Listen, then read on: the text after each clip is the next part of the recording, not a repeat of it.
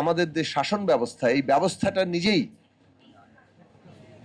এমন একটা স্বৈরাচারী ব্যবস্থা, যারাই ক্ষমতায় যায় তারা স্বৈরাচারী হয়ে ওঠে। তো ৭১ সালের মধ্য দিয়ে মানুষের যে আকাঙ্ক্ষা তৈরি হয়েছিল যে একটা দেশ হবে, রাষ্ট্র হবে, যেখানে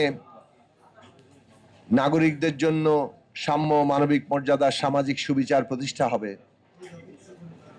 গণতন্ত্র হবে আমাদের রাজনৈতিক ব্যবস্থা, সেই আকাঙ্ক্ষা পূরণ হয়নি।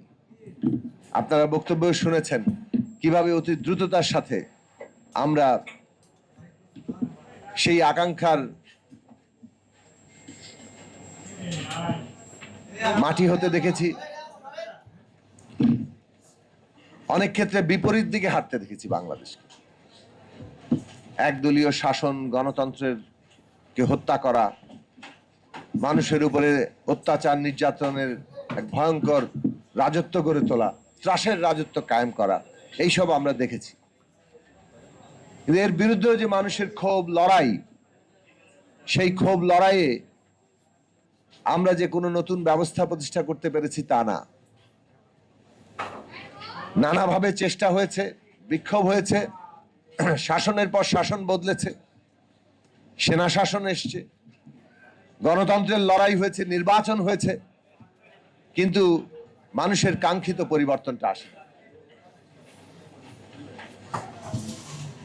আপনারা যদি একটু কয়েক মিনিট সময় দেন, এবং কিভাবে এত রকম অভিজ্ঞতার পরে এসেও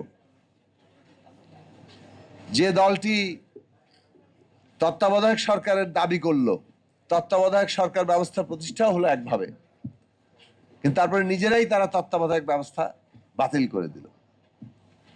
এইটার মূল রহস্যটা কোথায়? বাংলাদেশে আমরা দেখেছি যে আমাদের যে শাসন ব্যবস্থা, এই ব্যবস্থাটা নিজেই এমন একটা স্বৈরাচারী ব্যবস্থা, যারাই ক্ষমতায় যায় তারা স্বৈরাচারী হয়ে ওঠে।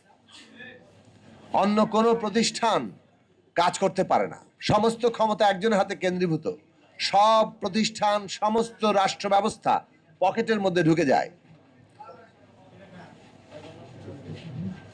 এবং এইটাই ইতিহাস হিসাবে এসছে।